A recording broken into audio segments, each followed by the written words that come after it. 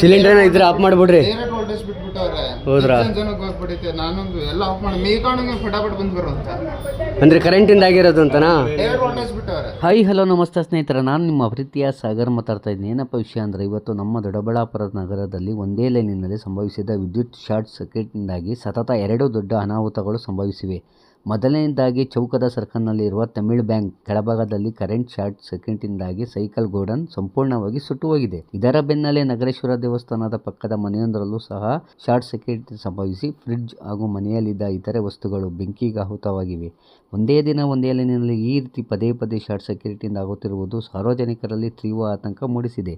ಬೆಸ್ಕಾಂ ಅಧಿಕಾರಿಗಳು ಈತ ಗಮನ ಹರಿಸಿ ಕೂಡಲೇ ಸೂಕ್ತ ಕ್ರಮ ಕೈಗೊಳ್ಳಬೇಕು ಅಂತ ನಾನು ನಿಮ್ಮಲ್ಲಿ ಒಂದು ಮನವಿ ಮಾಡ್ತಾ ಇದ್ದೀನಿ. ದಯವಿಟ್ಟು ಆದಷ್ಟು ಬೇಗ ಇದಕ್ಕೆ ಸಂಬಂಧಪಟ್ಟವ್ರು ಬಂದು ಬೇಗ ಮಾಡಿದ್ರೆ ತುಂಬ ಒಳ್ಳೆಯದು ಅಂತ ನನ್ನ ಅನಿಸಿಕೆ. ದಯವಿಟ್ಟು, ಏಕೆಂದರೆ ಇವತ್ತು ಇಲ್ಲಿ, ನಾಳೆ ನಮ್ಮ ಅಂಗಡಿಗಳು, ನಾಳೆ ಇನ್ನೊಂದು ಅಂಗಡಿ, ಏಕೆಂದರೆ ಈ ಥರ ಆಗ್ಬೋದು. ಹಂಗಾಗಿ ಇದನ್ನ ಬಗ್ಗೆ ಬೇಗ ಮುನ್ನೆಚ್ಚರಿಕೆ ತಗೊಂಡು ಮಾಡಿದ್ರೆ ತುಂಬ ಒಳ್ಳೆಯದು ಅಂತ ನನ್ನ ಅನಿಸಿಕೆ. इसका गर्म है ना, उसके लिए थोड़ा बाहर ले लो, तो फ्रिज को खाला करके बाहर ले लो. फ्रिज आइटम पूरा कमरा में रख दो, फ्रिज को उठा के बाहर ले लो, अच्छा रहेगा. ಸಿಲಿಂಡರ್ ಇದ್ರೆ ಆಫ್ ಮಾಡ್ಬಿಡ್ರಿ. ಡೈರೆಕ್ಟ್ ವೋಲ್ಟೇಜ್ ಬಿಟ್ಬಿಟ್ಟವ್ರೆ. ಹೌದ್ರಾ? ಜನಕ್ಕೆ ಹೋಗ್ಬಿಟ್ಟಿದೆ. ನಾನೊಂದು ಎಲ್ಲ ಆಫ್ ಮಾಡಿ ಮೇಕಾಣಿಗೆ ಫಟಾಫಟ್ ಬಂದು ಬರುವಂತ ಅಂದ್ರೆ ಕರೆಂಟಿಂದ ಆಗಿರೋದು ಅಂತನಾ? ಡೈರೆಕ್ಟ್ ವೋಲ್ಟೇಜ್ ಬಿಟ್ಟವ್ರೆ. ಹಾಂ. ಹೋದ ವಾರನೂ ಬಿಟ್ಟಿದ್ರು. ಹೌದು. ಸ್ಟೆಬಿಲೈಸರ್ ಇರೋರ್ಗೆ ಏನೋ ಪರವಾಗಿಲ್ಲ, ಸ್ಟೆಬಿಲೈಸರ್ ಇಲ್ದಿರೋರ್ಗೆ ಸಿಲಿಂಡರ್ ಎಲ್ಲ ಆಫ್ ಮಾಡಿದ್ರು ಒಳಗಡೆ? ಓಕೆ.